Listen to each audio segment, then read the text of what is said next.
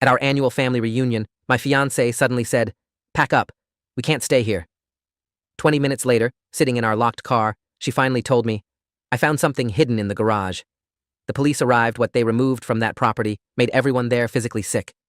The dome light in my Subaru cast strange shadows across Olivia's face as she sat rigid in the passenger seat, both hands gripping her phone like it might explode. We'd been parked at the end of my uncle's long driveway for 18 minutes. I'd watched the digital clock flip from 8:31 to 8:49 p.m. while she stared straight ahead, breathing in controlled intervals that told me she was fighting panic. Behind us, through the rear window, I could see the glow from the main house where my entire extended family was probably wondering why we'd suddenly vanished from the barbecue. My mother had spent 3 months planning this reunion. Olivia knew that. She also knew I'd driven 6 hours to get here, that we'd only arrived 4 hours ago, and that leaving abruptly would create exactly the kind of family drama we'd been trying to avoid since we got engaged last December. None of that seemed to matter anymore. When she finally turned to look at me, her pupils were dilated, and I realized she was terrified. "I need you to listen without interrupting," she said. Her voice had dropped to barely above a whisper. "What I'm about to tell you is going to sound insane. You're going to want to go back in there and confront people. You can't. We need to call the police first, and we need to do it from here, not from inside that house." I felt my stomach drop in that specific way it does when your brain knows something catastrophic is coming, but hasn't processed the details yet. Olivia had been acting strange since around 7 o'clock, roughly an hour after dinner ended. She'd excused herself to use the bathroom and came back pale, asking if we could leave soon. I'd assumed she was feeling sick, maybe something she ate. When I'd suggested she lie down in one of the guest rooms, she'd grabbed my wrist hard enough to hurt and said we needed to leave immediately. That's when I'd made our excuses to my Aunt Patricia, claiming Olivia had a migraine, and we'd walked out to the car while confused relatives called after us, asking if everything was okay. The property belonged to my Uncle Raymond and his wife Diane. They'd bought it 9 years ago when Raymond retired from his job as a middle school principal. 15 acres of wooded land in rural Vermont, with a renovated farmhouse that could sleep 20 people comfortably. Every August since they'd moved here, they'd hosted the annual Whitmore family reunion. This year marked 63 people in attendance, spanning 4 generations from my 91-year-old grandmother down to my cousin's 6-month-old daughter. I'd been coming to these gatherings since I was 7 years old. I knew this property, like I knew my childhood home. The main house, the guest cottage, the old barn they'd converted into a recreation room with a pool table and vintage arcade games, and the detached garage where Raymond kept his workshop and stored seasonal equipment. Olivia had only met my extended family twice before. She'd been nervous about this trip, worried about making good impressions, anxious about remembering everyone's names and relationships. I'd spent the entire drive up here reassuring her that my family would love her, that these reunions were casual and fun, that there was nothing to be stressed about. I'd been so catastrophically wrong. She took a shaky breath and said, "I went to find a bathroom around 7. The one downstairs had someone in it, and your aunt told me there was another one past the kitchen. I got turned around in the hallway and ended up going out the back door by mistake. I was going to just come back inside, but I saw the garage lights were on and the side door was open. I thought maybe someone was out there and could point me back to the bathroom." Her hands were shaking now. The garage looked normal at first. Tools on the walls, storage shelves, a workbench. But there was a door at the back that was partially open, and I could see stairs going down. I thought it was weird because the garage is detached. Why would it need a basement? I should have just left, but I was curious. I went down maybe 6 steps before I could see into the room, and that's when I saw them. "Saw what?" I asked. My voice sounded distant in my own ears.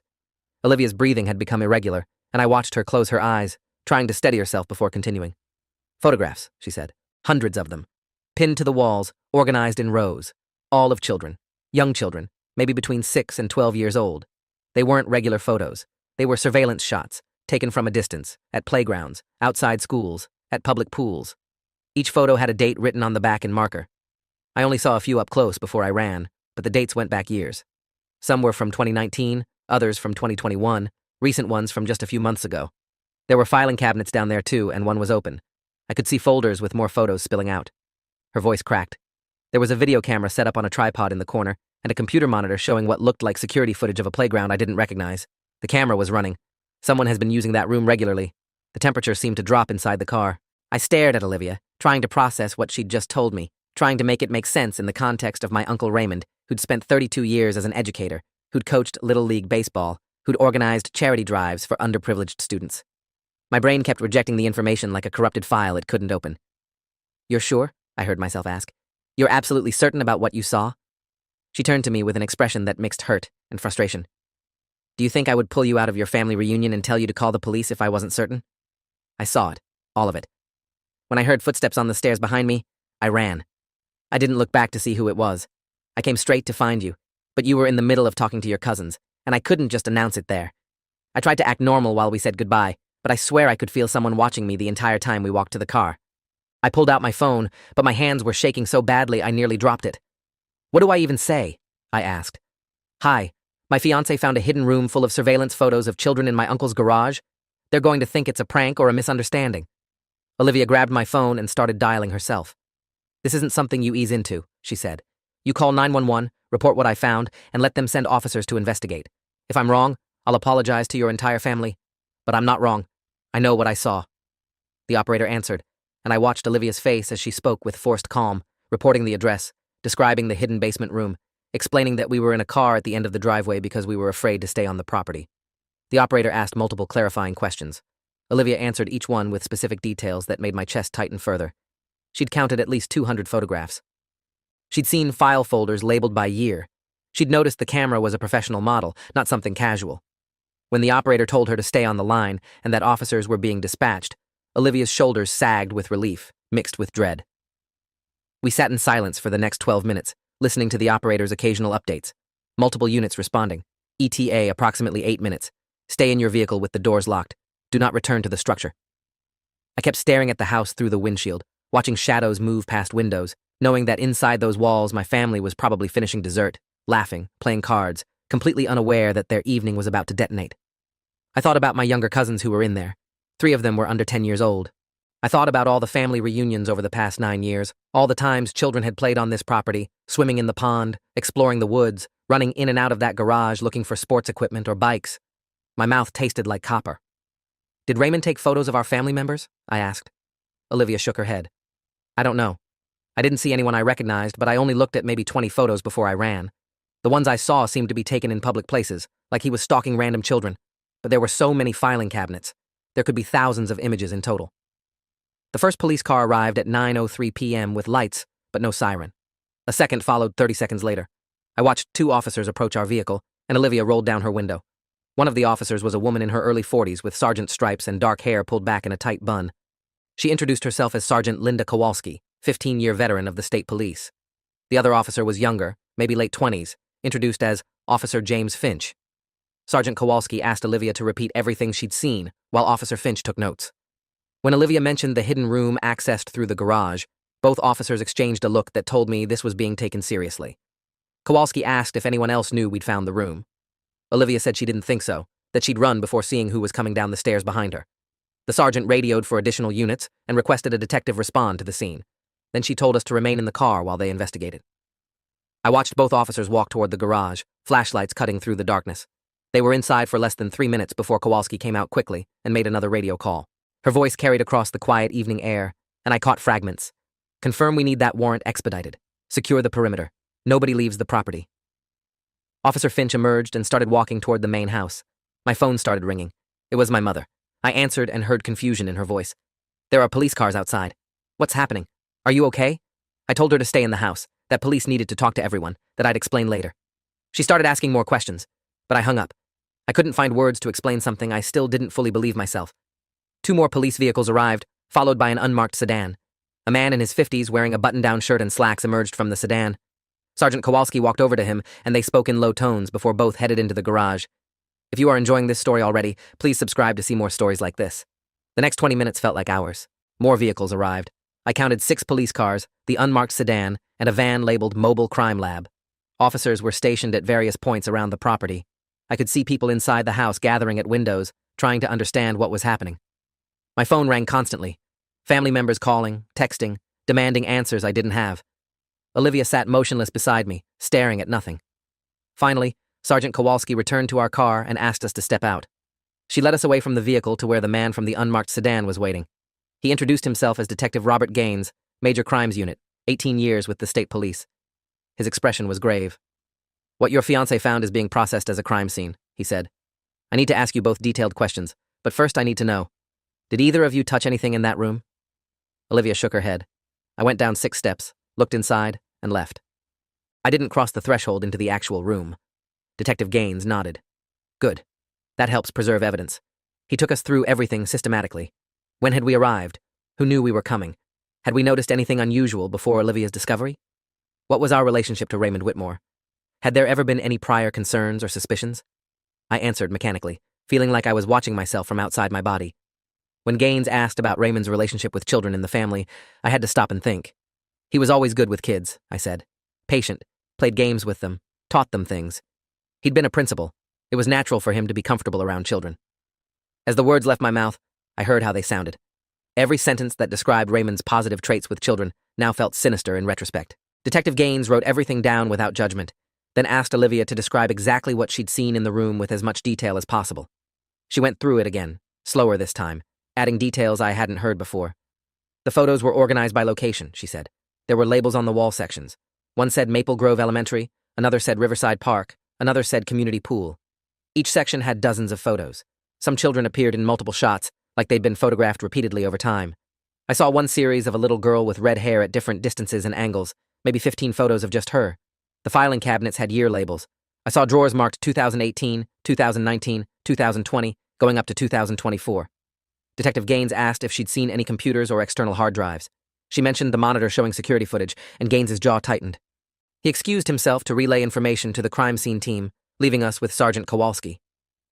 Around 9:45 p.m., I saw movement at the main house. Officers were bringing people out in small groups, separating them. I recognized my mother, my Aunt Patricia, several cousins. They were being escorted to different areas of the yard, preventing them from talking to each other. Standard procedure when police need to interview multiple witnesses without contamination. I saw my Uncle Raymond being led out with his hands behind his back. Even from a distance, I could see he wasn't in handcuffs yet, but two officers flanked him closely. His wife Diane came out separately, looking confused and frightened. Detective Gaines returned and said they had enough probable cause to secure the garage and were working on getting a full search warrant for the entire property. In the meantime, everyone at the reunion would be interviewed, and no one could leave until investigators determined who had knowledge of the hidden room. A white van pulled up, and I watched a woman in professional clothes emerge carrying equipment cases. Detective Gaines explained she was Dr. Nina Sorensen, a forensic psychologist who specialized in cases involving exploitation of minors. She would be conducting preliminary assessments and assisting with interviews.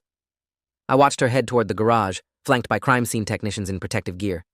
The whole property had taken on a surreal quality under the harsh portable lights the police had set up. This place where I'd spent countless summer afternoons playing capture the flag and swimming in the pond had become a crime scene tableau. Yellow tape was going up around the garage. Evidence markers were being placed. People in uniforms were photographing everything from multiple angles. My grandmother was sitting on the porch steps crying, being comforted by my aunt. She was 91 years old and had just watched her son being detained by police at what was supposed to be a joyful family gathering. Officer Finch approached us with bottles of water and asked if we needed anything. Medical attention, food, a place to sit. We both declined. He said interviews would begin shortly, that we'd likely be separated to give individual statements. Standard protocol, nothing to worry about. Everything about his demeanor was professional and kind, but I could see the tension in his posture. Whatever they'd found in that garage had affected even the seasoned officers. Around 10:15 p.m., a van from the medical examiner's office arrived, followed by another unmarked car carrying what looked like federal agents. Detective Gaines returned and said the FBI had been notified due to the potential scope of the material found. If Raymond had been producing or distributing content, it became a federal matter. The word distributing made my vision blur at the edges. I sat down hard on the ground, suddenly unable to stand. Olivia crouched next to me, her hand on my shoulder. This was my family. These were people I'd known and trusted my entire life. How had I missed this? How had we all missed this? A female officer I hadn't seen before approached and identified herself as Detective Angela Torres, FBI Child Exploitation Task Force. She needed to interview Olivia in detail about the discovery. They walked toward one of the police vehicles, leaving me sitting on the grass with my thoughts spiraling. I tried to think back over the years. Had there been signs? Raymond had always volunteered to organize activities for the younger cousins at reunions. He'd set up scavenger hunts, taught them to fish, taken them on nature walks. I thought it was just him being a dedicated grandfather figure. He had no children of his own. Diane couldn't have kids, something about a medical condition she didn't discuss. They'd channeled that energy into Raymond's career in education and into being the favorite aunt and uncle at family functions. Every memory was contaminated now, every innocent moment reframed through a horrifying lens. I thought about the times Raymond had taken photos at family events. He always had a camera, documenting everything. We'd all posed willingly, smiled for his lens, thanked him for being the family historian. What else had he been documenting? Detective Gaines came back and asked me to walk him through the property layout. He wanted to know about every structure, every room I'd been in over the years. We walked slowly while I pointed out the main house, the guest cottage, the barn conversion, the storage shed by the pond. When I mentioned the shed, Gaines made a note and radioed for officers to secure that structure as well. Nothing could be overlooked. He asked about Raymond's habits during these reunions. Where did he spend most of his time? Who did he interact with most frequently? I realized I didn't have clear answers. Raymond was everywhere and nowhere, always moving between groups, always offering to help with something. He'd grilled food, fixed a broken bike, helped my cousin's kids build a fort in the woods. He'd been the perfect host, making sure everyone was comfortable and entertained. That's what we'd all thought anyway. Around 11 p.m., the search warrant came through. I watched a coordinated team of investigators enter the main house, while family members stood outside in clusters, supervised by officers. The younger children had been isolated with 2 child welfare specialists who'd arrived from the state social services office. I could hear my youngest cousin crying, asking her mother why police were in their house. Nobody had good answers. Detective Gaines told me the initial sweep of the garage basement had revealed approximately 3,000 photographs, organized filing systems going back at least 8 years, multiple digital storage devices, and video equipment suggesting active surveillance. They'd also found journals with handwritten notes describing observations of specific children, their routines, their families. He said it quietly, professionally, but I saw the disgust in his eyes. This wasn't a collection of random images. This was a systematic, long-term operation. Olivia returned from her interview looking drained. Detective Torres had questioned her for nearly an hour, going over every detail multiple times. They'd shown her sample images from the room to confirm what she'd seen. Olivia told me she'd identified at least 3 different playground locations where photos had been taken. Torres had verified that 2 of those playgrounds were near schools where Raymond had worked during his career. The 3rd was near a community center where he'd volunteered after retirement. The connections were damning. I asked if Raymond had said anything. Olivia shook her head. He was being held separately. They hadn't formally charged him yet, but Detective Gaines told her it was coming. The evidence was overwhelming. When they searched his workshop area in the garage, they'd found false panels in the walls hiding additional storage. There were backup drives containing thousands more files. This wasn't impulsive behavior. This was compulsive, organized, hidden in plain sight for years. Around midnight, Detective Gaines brought me into one of the police vehicles for my formal interview. He had a laptop open with a statement form pulled up, and he recorded our conversation with my permission. He asked me to describe my relationship with Raymond, starting from childhood. I went through it mechanically. Raymond had married into the family when I was 5. He'd been kind, patient, interested in my hobbies. He'd helped me with school projects, taught me to play chess, came to my high school graduation. He'd been a stable, positive presence in my life for 26 years. Gaines asked if Raymond had ever behaved inappropriately around me or any children I knew. I said no, never. Nothing I'd ever noticed or heard about. He asked if I knew of Raymond having conflicts with anyone, legal troubles, concerning relationships. Again, nothing. Raymond was widely respected, retired with honors from his school district, active in community service. Everything about him had seemed above reproach. Then Gaines shifted the conversation. He asked about the garage specifically. Had I ever seen the basement area before tonight? I said no. I'd been in the garage hundreds of times over the years, but had never noticed a door leading downstairs. Gaines pulled up photos on his laptop. The door Olivia had found was concealed behind a set of metal shelving units that could swing open on hidden hinges. From the outside, it looked like a fixed storage wall. You had to know it was there to find it. The construction was deliberate and sophisticated. Gaines showed me another photo of the room itself, and my stomach lurched. The walls were covered in corkboard panels, every inch pinned with photographs arranged in meticulous rows. Each photo had a date stamp, some had additional notes in margins. The filing cabinets were labeled with a coding system. Everything was organized like a research archive. This wasn't the work of someone who occasionally indulged a shameful impulse. This was systematic predation. Detective Gaines closed the laptop and looked at me directly. "I'm going to be honest with you," he said. "This is one of the most extensive collections of surveillance material I've encountered in 20 years of investigating these cases. Based on what we've seen so far, your uncle has been stalking and photographing children for nearly a decade, possibly longer. We haven't found evidence of physical contact yet, but the volume and organization suggest obsessive behavior that could escalate. We're bringing in specialists to analyze the digital storage, identify locations, potentially identify victims. This is going to be a major investigation involving multiple agencies. Your family is going to be scrutinized. I need you to be prepared for that." I nodded numbly. He continued. "We'll need access to your family's records of past reunions, photographs, any documentation of who was here and when.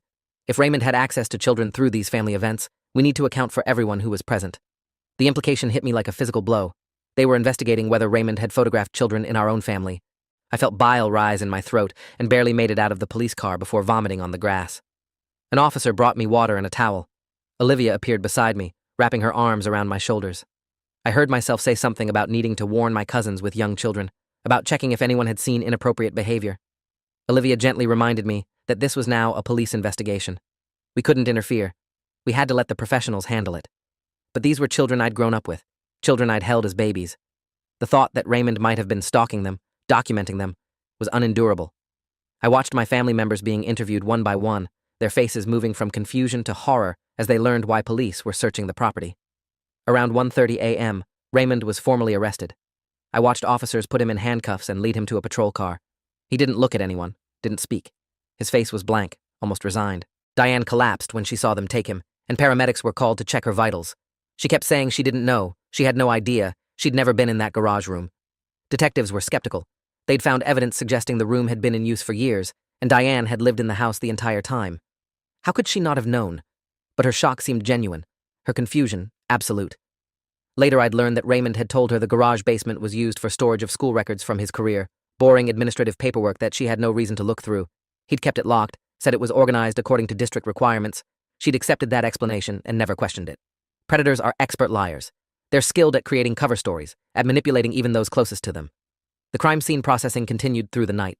I sat in our car with Olivia, watching investigators carry out boxes of evidence. Each box was labeled, photographed, loaded into the crime lab van. The process was methodical and thorough. Around 3 a.m., Dr. Sorensen, the forensic psychologist, approached our vehicle and asked if she could speak with both of us. She introduced herself properly and explained that she'd been reviewing the initial evidence. What we were looking at was a textbook case of what's called a collector in forensic psychology, someone who compulsively gathers images and information about targets of fixation without necessarily acting on physical impulses, though the behavior often escalates over time. She said the organization of Raymond's collection suggested he derived satisfaction from the documentation itself, from creating detailed records, from the illusion of control over his subjects. She also warned us that media attention was inevitable. A case of this scale in a small community would draw coverage. We should prepare for that. Around 4 a.m., Detective Gaines informed us that we were free to leave, but needed to remain available for follow-up interviews. He provided contact information and asked where we'd be staying. I told him we'd get a hotel somewhere nearby. Going home felt impossible. Staying on the property was obviously out of the question. Olivia drove because my hands were still shaking. We found a hotel 30 minutes away and checked in without luggage, wearing the same clothes we'd arrived in 12 hours earlier. The room smelled of industrial cleaner and old carpet. I sat on the edge of the bed and finally let myself cry. Olivia sat beside me, not saying anything, just present. I cried for the children who'd been stalked without knowing it. I cried for my family's shattered sense of safety. I cried for the truth that someone I'd trusted had been hiding something monstrous for most of my life. I didn't sleep. Olivia dozed fitfully beside me while I stared at the ceiling, replaying every interaction I'd ever had with Raymond, looking for signs I'd missed. Around 7 in the morning, my phone started ringing again. News had spread beyond the immediate family. Distant relatives were calling, friends of the family, people who'd heard rumors. I turned my phone off. An hour later, Olivia's phone started. She ignored it too. At 9 a.m., Detective Gaines called the hotel room directly. He'd gotten the number from the registration. He said they'd completed the initial processing of the garage and had moved to searching the main house. They'd found additional materials hidden in various locations. False bottom in a bedroom drawer contained USB drives. A locked file cabinet in the home office held more journals. The scope kept expanding. Raymond had been living a double life so completely that even his wife hadn't recognized the signs. Gaines also told me that the FBI had identified at least 60 children in the photographs so far, and the number was climbing as they processed more files. Some of the children were locals who'd been photographed recently. Others were from communities where Raymond had worked during his teaching career, suggesting he'd been engaged in this behavior for potentially decades. They were in the process of notifying families, a logistical nightmare that would traumatize countless parents. I asked if any of the children in our family were in the photos. Gaines said they were still cross-referencing, but preliminary review hadn't revealed any immediate family members. That was small comfort. Raymond had still been around my younger cousins regularly. Even if he hadn't photographed them for his collection, he'd had access to them. That thought was sickening enough. By midday, news vans had arrived in the area. The story broke on local news stations first, then picked up by regional outlets. Retired principal arrested in child exploitation investigation. The coverage was restrained initially, citing ongoing investigations, but details leaked quickly. By evening, national news had picked it up. I watched a reporter stand outside the property, describing how police had discovered thousands of surveillance photographs in a hidden basement room. The Whitmore family reunion turned into a crime scene. My phone, turned back on briefly, had 83 missed calls and over 200 texts. I turned it off again. Olivia's parents called the hotel, frantic with worry. She assured them we were physically safe and would explain everything when we could. Her voice was flat, exhausted beyond measure. On the third day, I returned to the property to collect our belongings under police escort.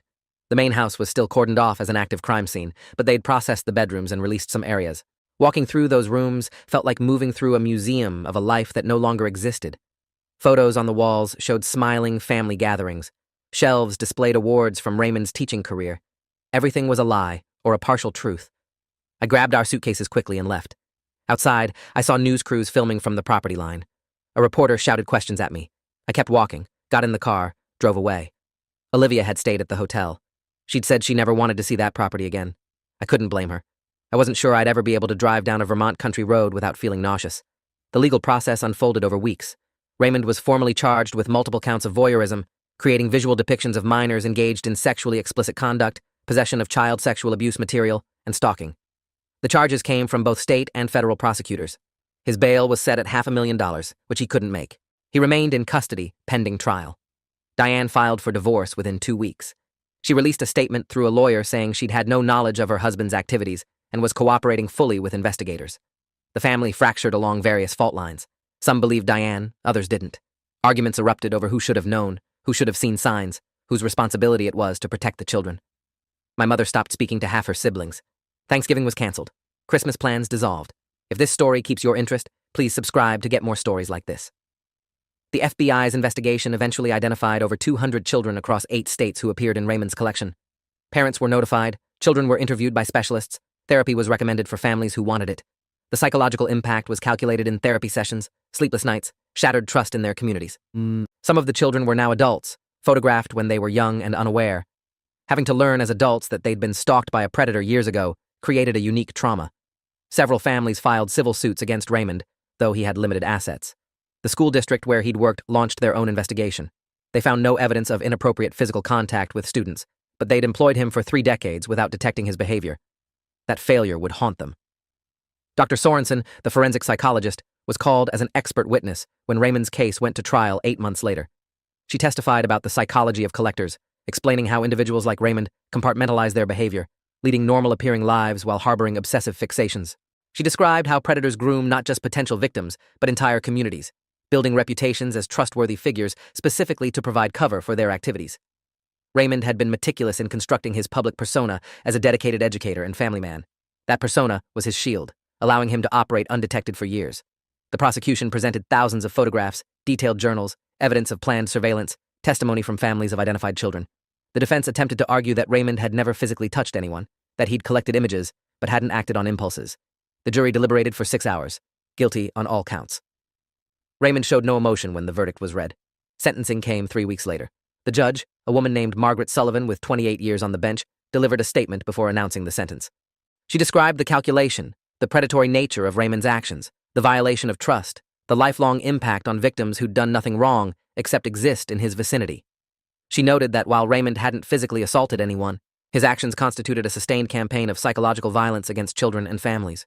She sentenced him to 35 years in federal prison without possibility of parole. At 63 years old, Raymond would likely die in custody. The courtroom held 72 people. When the sentence was announced, I heard someone behind me exhale like they'd been holding their breath for months. Maybe we all had been. Olivia and I attended the sentencing but sat in the back row. We'd both given victim impact statements to the court, describing how the discovery had affected us, how it had changed our understanding of family, trust, and safety. Olivia talked about the nightmares she still had, flashbacks to that moment in the garage basement. I talked about the guilt of having brought her to that reunion, of having unknowingly exposed her to something that traumatized her. The guilt was irrational, my therapist told me later, but it persisted anyway. After the sentencing, we walked out past news cameras. The coverage had been extensive. Raymond's case had become a cautionary tale about hidden predators, about the importance of vigilance, about how evil could hide behind respectability. Documentaries were already being discussed. I wanted no part of it. We'd given our statements to the court, to investigators. That was enough. We postponed our wedding. The date we'd chosen fell apart along with everything else. My family was scattered, relationships destroyed, trust obliterated. Planning a celebration felt obscene. Olivia understood completely. We'd get married eventually, when things settled, if they ever did. She'd become something unexpected through this nightmare. Not just a partner, but a protector. She'd recognized danger when no one else had. She'd trusted her instincts even when it meant upending a family event. She'd stood firm when I'd initially doubted. I'd asked her once, weeks after the discovery, if she'd had any indication before finding that room. She said no, nothing concrete. Just a feeling when Raymond had asked her about her job at the elementary school where she taught. Something about the way he'd asked detailed questions about security, about how children were supervised. It had felt off, but she'd dismissed it as awkward conversation. Later, after finding the photographs, she understood. He'd been gathering information, probing for weaknesses in systems designed to protect children. Even casual conversation had been tactical for him. The property sold eventually, far below market value. Nobody wanted to buy the house where such horrors had been hidden. It took 18 months to find a buyer, someone from out of state who didn't know the history. Diane moved to Florida to be near her sister. She changed her name legally, trying to escape the association. I heard through relatives that she'd started over completely. New city, new job, new life. She'd been as much a victim of Raymond's deception as anyone, though public opinion remained divided. Some saw her as an unwitting spouse, others as willfully blind. The truth was probably more complicated than either narrative. My grandmother passed away 14 months after Raymond's arrest. The family said it was old age, natural causes. I think it was heartbreak. Watching her son revealed as a monster had broken something fundamental in her. She'd stopped eating regularly, stopped engaging with life. By the time she died, she'd already retreated somewhere we couldn't follow. I think about the children sometimes. The ones in those photographs who were identified, whose families were notified, whose lives were invaded by the knowledge that a stranger had stalked them. I wonder how many of them needed therapy, how many had nightmares, how many looked at every camera with suspicion afterward. The documented psychological effects of being targeted by a predator persist for years, sometimes lifetimes. Trust becomes complicated. Safety becomes relative. The world shifts from a place of general security to a landscape of potential threats. That shift is irreversible. Once you've seen behind the curtain, once you've understood how easily evil can hide among the ordinary, you can't unknow it. That's Raymond's true legacy. Not just his crimes, but the ripple effects of trauma spreading outward from each victim, touching families, communities, changing how people move through the world. Olivia and I eventually did get married. A small ceremony with immediate family only, none of my extended relatives. We'd moved to a different state by then, putting physical distance between ourselves and everything that had happened. We built new traditions, created new memories untainted by association, but the experience changed us in permanent ways. Olivia left teaching. She couldn't reconcile working with children while carrying the knowledge of how vulnerable they were to predators like Raymond. She transitioned to educational consulting, working with administrators on safety protocols. I found purpose in advocating for better background check systems, for closing loopholes that allowed people to move between school districts without full vetting. If Raymond's case could prevent even one other predator from gaining access to children, then something meaningful could come from it. 3 years after the sentencing, I received a letter from the FBI. They'd completed their full investigation and wanted me to know that they'd identified 273 children in Raymond's collection. They'd recovered materials dating back to 1996, 28 years of documented stalking. Some of the earliest photos were from the school where Raymond had started teaching. He'd been doing this since the beginning of his career, refining his methods, expanding his collection, never getting caught because he'd been so careful, so methodical. The letter thanked me for my cooperation and provided resources for continued support. I filed it away with the other documents from the case. I didn't need reminders. The memories were permanent enough. I haven't spoken to most of my extended family in years. We're connected on social media in that distant way that maintains the fiction of relationship without requiring actual interaction. I see their posts about their children growing up, graduating, getting married. I feel nothing, which is probably its own kind of trauma response. These were people I'd loved, whose lives had been intertwined with mine. Now they're strangers with familiar faces, reminders of a past I've tried to integrate and move beyond. Some of them probably blame Olivia for finding the room, for calling the police, for destroying the family as we knew it. That's easier than accepting that Raymond destroyed it by choosing to be a predator. Easier to blame the messenger than confront the message. Olivia still won't talk about what she saw in that room beyond what she told police and testified to in court. She's in therapy, processing trauma, learning to live with the knowledge that she stumbled into something horrific. She saved children by reporting what she found. The FBI told her that directly. Raymond's arrest prevented him from taking any more photographs, from stalking any more victims. She's a hero in the truest sense, but she doesn't feel like one. She feels like someone who saw something terrible and did the only thing she could do. That's probably what heroism looks like in real life. Not a dramatic gesture, just the courage to speak up when staying silent would be easier. I think about that evening sometimes, sitting in our locked car at the end of the driveway, Olivia telling me what she'd found. That was the moment our lives split into before and after. Before, when I believed my family reunion was just a gathering of people I trusted. After, when I understood that evil doesn't announce itself. It hides in plain sight, wearing a friendly face, cooking barbecue, teaching children, building a reputation as someone safe. Raymond spent decades constructing that reputation specifically so no one would suspect. He succeeded until the moment Olivia took a wrong turn looking for a bathroom and found his secret. Sometimes I'm angry at myself for not seeing it. Surely there were signs. Surely his behavior had patterns I should have recognized. My therapist reminds me that predators are experts at concealment, that it's not my responsibility to have detected something Raymond worked his entire adult life to hide. But the guilt persists anyway. I brought Olivia to that reunion. I introduced her to someone who'd been stalking children for 3 decades. The fact that nothing happened to her specifically doesn't erase my responsibility for the exposure. She forgives me, says there was nothing to forgive. But I'm working on forgiving myself. The house in Vermont is gone now. Sold, renovated by the new owners, transformed into something unrecognizable. The garage was demolished entirely. The new owners couldn't stomach keeping it after learning what it had contained. They built a greenhouse in its place, something dedicated to growth rather than violation. I saw photos on a real estate blog. The property looked peaceful, almost idyllic. Nothing about it suggested the horrors that had been hidden there. That's the thing about evil. Once it's removed, the physical spaces recover faster than the people. Buildings can be torn down and rebuilt. Landscapes can be redeemed. But the psychological architecture damaged by predators takes lifetimes to reconstruct. I haven't seen Raymond since the sentencing. He's in a federal facility somewhere, serving his 35 years. I have no desire for contact, no need for closure through confrontation. Everything I needed to say was in my victim impact statement. Sometimes I wonder if he thinks about the children he stalked, if he feels remorse, if he understands the harm he caused. Probably not. People like Raymond don't operate with functional empathy. They're capable of mimicking appropriate emotions, saying the right things, performing normalcy, but something fundamental is broken or missing in their moral architecture. Dr. Sorensen testified about that. How predators compartmentalize, how they rationalize their behavior, how they can appear completely normal because to them, their actions are normal. They've created entire psychological frameworks that justify their predation. Olivia and I have talked about having children someday. The conversation is complicated by everything that happened. How do you bring children into a world where people like Raymond exist?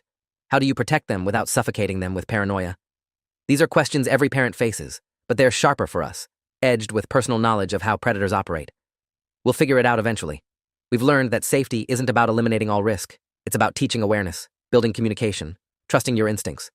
Olivia's instincts saved children from being stalked by Raymond after his arrest. That same awareness will make her a protective, thoughtful mother when we're ready. The final piece of the investigation closed 2 years ago. Every child in Raymond's collection had been identified and their families notified. The FBI cataloged everything, created a database, worked with international law enforcement to identify any connections to larger networks. Raymond appeared to be a solitary operator, which was unusual but not unheard of. Some predators work alone, driven by personal compulsion rather than participation in organized crime. That didn't make his actions less harmful, just differently contextualized.